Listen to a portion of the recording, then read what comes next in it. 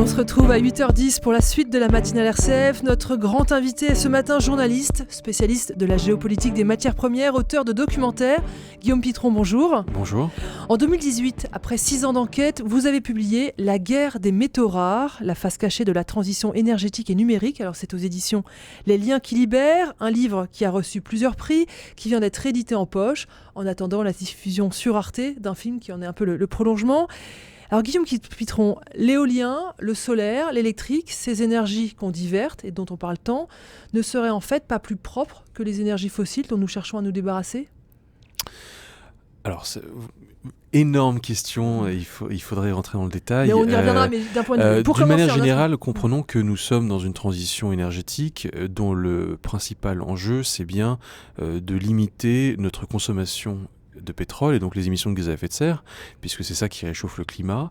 Et donc, passer à l'éolien, passer au solaire, passer à l'électricité produite à base d'éolien et de solaire, plutôt qu'à l'électricité produite à base de charbon et de pétrole, c'est, tel que c'est présenté en tout cas, la condition d'un monde plus vert, plus respectueux de l'environnement, plus solidaire, et aussi finalement de notre résilience pour éviter d'aller dans le mur tel que ça nous est présenté. C'est pas vrai ? Simplement, effectivement, toutes ces technologies-là et l'électricité verte sont des technologies qui ont un impact considérable sur la planète. Il faut aller chercher beaucoup de métaux et de minerais pour tout simplement fabriquer ces technologies vertes qui vont produire l'électricité verte, et les réseaux d'électricité eux-mêmes sont consommateurs de différents métaux. Or, l'extraction et la pollution générée par ces matières premières au bout du monde, généralement pas chez nous, a de forts impacts environnementaux, y compris d'ailleurs rejette des gaz à effet de serre.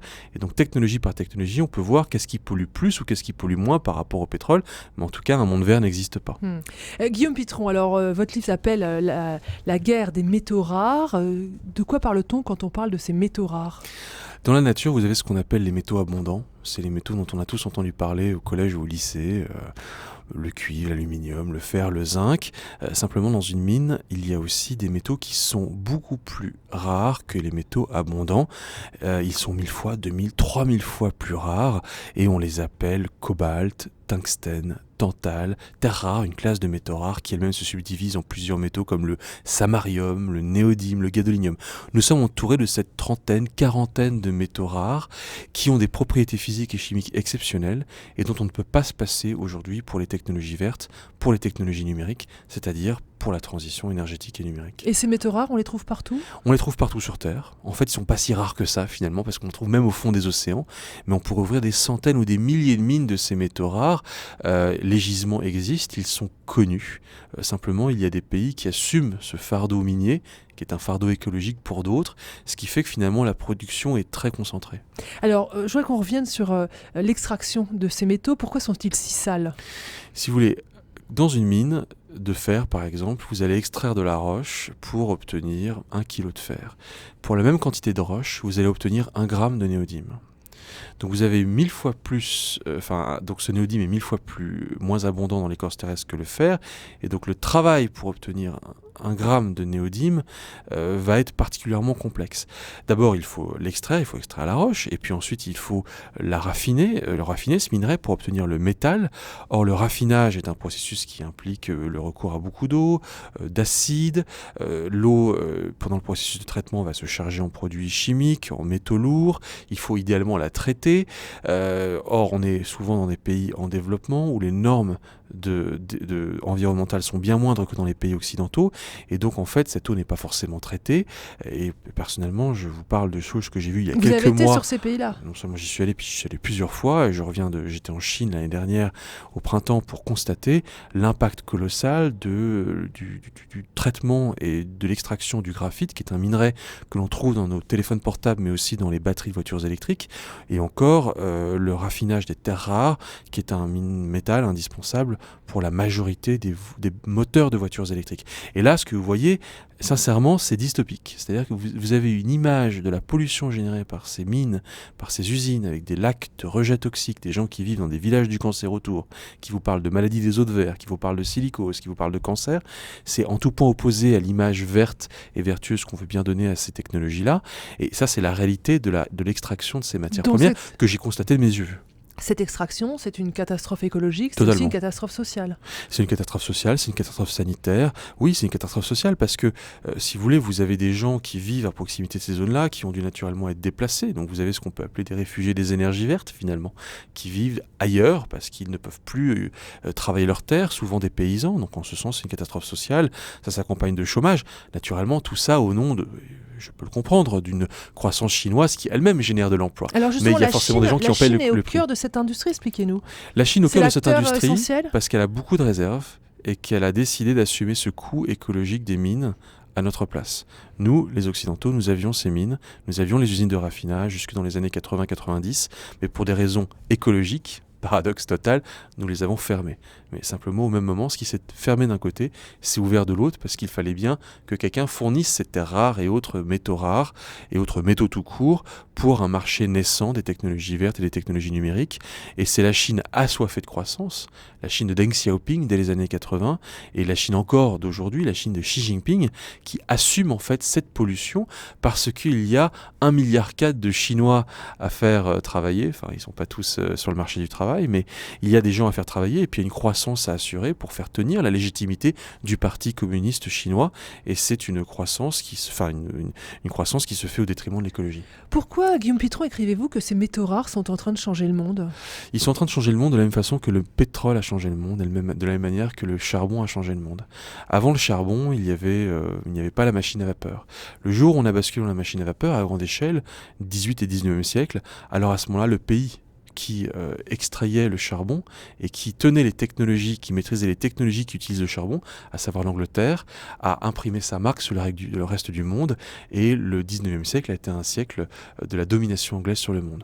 Pareil au 20e siècle, avec les pays qui tenaient les approvisionnements de pétrole et qui maîtrisaient la technologie qui était issue du pétrole, c'est-à-dire le moteur à essence, et ça a été un siècle américain notamment. Et ce siècle-là qui arrive est un siècle de métaux rares, et ça va être un siècle évidemment chinois. Il ne va pas être chinois que pour ça, mais il va être notamment chinois parce que les Chinois tiennent les métaux et donc peuvent tenir les technologies qui utilisent les métaux, c'est-à-dire les technologies vertes, les technologies numériques. Les Chinois ne nous vendent plus la matière première. Ils nous vendent la technologie finie, très chère, avec la matière première à l'intérieur. Et donc pour cette raison, la Chine peut remonter la chaîne de valeur et monter en puissance sur les technologies, sur la frontière technologique, dire à Trump la balance commerciale va être différente, et en ce sens le siècle est chinois, et donc les métaux rares ont déjà changé et vont continuer à changer les décennies à venir. Alors Guillaume Pitron, on a compris les conséquences du recours à ces métaux rares sur l'environnement, les populations, mais il y a aussi, c'est ce que vous expliquez dans votre livre, des conséquences sur notre sécurité. Alors il y a des conséquences sur notre sécurité parce que d'abord ces métaux, il va falloir aller chercher les quelque part. Et donc, puisque nous avons besoin de plus en plus de ces matières premières, est-ce que j'ouvre une mine avec tel pays, avec tel autre ? Et donc, il y a une géopolitique des énergies renouvelables qui est en train de se mettre en place pour aller sécuriser les accès à ces métaux qui sont stratégiques. Et je rappelle qu'il y a en France un comité des métaux stratégiques à Bercy qui regarde un petit peu tout ça. Et donc, sur notre sécurité, ça va avoir un impact parce que ça va générer un monde sous tension. Tension entre l'offre et la demande, tension entre pays producteurs et pays acheteurs. Et puis, il y a une autre question de sécurité, c'est que ces métaux rares, on les utilise, on les trouve dans les technologies d'armement. Il en faut pour le F-35, les drones, les bombes intelligentes, notre Rafale a certainement des métaux rares, etc. etc. Les besoins ne sont pas énormes, mais simplement il faut bien avoir ces quelques kilos, ces quelques tonnes de métaux rares. Et là encore, la dépendance avec la Chine est problématique ? Elle est totalement problématique parce que, encore une fois, si la Chine dit « je cesse de vendre mes matières premières, mais je vends des produits évolués avec la matière première à l'intérieur », ça veut dire que vous risquez d'avoir une partie de votre programme militaire qui n'est pas seulement dépendant de matières premières qui déjà se trouvent en Chine, mais qui dépend par exemple d'aimants de terres rares qui eux-mêmes sont produits à 90% en Chine. Si la Chine continue de remonter la chaîne de valeur, alors elle va vous vendre demain des circuits imprimés et on va avoir la certitude dans le monde de l'armement qu'il n'y a pas de problème sur l'achat de circuits imprimés qui risquent d'être potentiellement malveillants. Donc évidemment, tout ça pose un problème, et notamment aux Américains en ce moment, qui sont vraiment inquiets au niveau du Pentagone de cette dépendance à la Chine et qui cherchent à récupérer leur souveraineté sur les matières premières de leur technologie militaire. Alors pour vous, on prend un peu ça comme une provocation, mais pour vous, la solution, ça serait la réouverture de mines en France ? C'est sérieux ? En fait, je me délecte d'être très sérieux et très provocateur. À un moment, si on continue de délocaliser la pollution pour faire du vert, donc si on continue de faire du greenwashing à grande échelle, on va continuer à dépendre de standards environnementaux chinois pour produire nos propres technologies vertes. Ces standards chinois s'améliorent, mais ils ne sont pas les mêmes que chez nous, et dans l'application de ces standards, on est très loin de ce qui se passe chez nous. Et la valeur de la vie n'est peut-être pas la même là-bas qu'ici. Et la valeur de la vie n'est pas la même. Ce qui veut dire qu'on reste dépendant de standards chinois et que nos propres efficacités, la propre efficacité de notre transition énergétique est corrélée sur l'efficacité environnementale dans les mines chinoises et dans les usines chinoises. Sinon, je récupère la production du minerai et son raffinage, je la rapproche de l'utilisateur final. La mine et l'usine sont gérées selon des standards qui sont les miens, avec le contrôle de la société civile, des ONG, des journalistes, je compte sur vous. Et à ce moment-là, vous faites un minerai qui sera jamais propre, mais qui sera toujours moins sale. Et à la fin, votre technologie, votre mode de vie sera plus propre. Et donc, paradoxalement, ce sera plus cher, il faudra en assumer le coût. Mais à un moment, il faut bien comprendre que la quête du moindre coût est aux antipodes de notre recherche d'une meilleure planète plus propre. Mais Guillaume Pitron, avec ce genre de raisonnement, est-ce qu'il ne faudrait pas aussi réouvrir les puits de pétrole et puis aussi se lancer dans la fracturation hydraulique pour chercher du gaz de schiste en France ? C'est une excellente question et c'est la première fois qu'on me la pose. Si je continue d'utiliser du pétrole, d'abord vous comprenez que j'en assume le coût environnemental quand je suis dans ma voiture et que j'en supporte les émissions de gaz à effet de serre sur les pots d'échappement. Néanmoins, si je vais jusqu'au bout, alors effectivement, pourquoi est-ce que moi, France Neige, n'assume pas une partie de ce qui est forcément un désastre écologique lorsque je regarde les sables bitumineux de l'Alberta et je reviens du Canada. Et dans ce cas-là, effectivement, il faudrait pousser cette logique jusque-là et dire que dans ce cas-là, le cobalt de mon téléphone portable doit aussi être produit en France. Si nous sommes dans une logique d'après pétrole, alors je ne sais pas s'il faut ouvrir naturellement ce type excusez-moi, s'il faut développer l'exploitation du pétrole en France. Je suis pour la transition écologique. Parce que c'est un peu l'argument de ceux qui défendent l'exploitation des gaz de schiste en France, de dire que ça sera fait de façon propre et de façon sociale. J'entends totalement et je ne pense pas j'espère ne pas leur donner pour autant d'arguments pour dire qu'il faut continuer dans le mur en ouvrant demain des exploitations de pétrole et des puits de pétrole en France qui auraient pour conséquence immédiate de réchauffer davantage la planète. Si l'enjeu c'est bien de limiter l'impact du réchauffement donc il vaut mieux chercher du cobalt que du gaz de schiste. Ce sera jamais parfait, mais je préfère du cobalt que du gaz de schiste. Et en fait, je le redis, cette transition, il faut la mener. Je pense qu'aujourd'hui, si on la mène telle qu'on la mène, ça va être difficile de faire une transition vertueuse. Elle génère tout un tas de problématiques environnementales et il faut certainement mieux recycler la matière, il faut aller la chercher plus proche de chez nous, il faut avoir des réglementations qui soient infiniment plus strictes, il faut payer plus cher le minerai, c'est une évidence. Et à ces conditions, peut-être que cette transition peut fonctionner, mais encore une fois, je ne suis pas pour le pétrole et je suis bien pour autre chose que le pétrole. Si c'est la transition énergétique, allons-y, mais n'allons pas vers le monde vert avec des lunettes roses telles qu'on les porte actuellement. Et concernant le nucléaire, c'est propre ou c'est pas propre ? Le nucléaire est propre et pas propre à la fois. Et ça, c'est pas moi qui le dis. Aujourd'hui, le nucléaire, c'est sale parce que ça génère des déchets nucléaires et qu'une voiture électrique en France, elle utilise de l'uranium, elle utilise du combustible nucléaire. Donc ça veut dire que votre voiture, elle va générer forcément un petit peu de combustible qu'il va falloir stocker quelque part et qui va nous casser les pieds pendant des centaines de milliers d'années, sinon des milliards d'années. Donc cette voiture électrique et donc le nucléaire ne sont pas propres. Si vous considérez que le nucléaire, ça émet moins de CO2 qu'une centrale à charbon, une centrale à pétrole, ce qui est objectivement le cas, si l'enjeu c'est de dire il faut limiter l'impact du réchauffement climatique à 2 degrés d'ici la fin du siècle, le nucléaire fait forcément un peu partie de la solution. Pas totalement partie de la solution, mais un peu partie de la solution. Et encore une fois, je veux bien aller vers les technologies vertes, mais il faut voir vers quoi on va et ce qu'on laisse. Et il ne faut pas être trop idéologique à mon sens, et il faut pouvoir faire une comparaison des analyses de cycle de vie par technologie. Et quand on regarde ça, peut-être que finalement le nucléaire n'est pas aussi horrible que ça en a l'air. Ça ne fait pas de moi un adorateur du nucléaire, mais le nucléaire est forcément dans le mix une partie de la solution, sachant que c'est une énergie qui est relativement décarbonée. Finalement, la solution, ça ne serait pas la décroissance ? C'est une immense question qui est affreusement compliquée.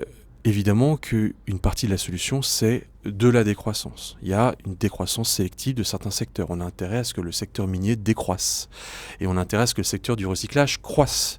Et donc, en ce sens, il y a évidemment de la décroissance sélective à mettre en place pour pouvoir elle-même la substituer à certains secteurs qui devraient croître de façon à aller vers une meilleure optimisation de nos ressources.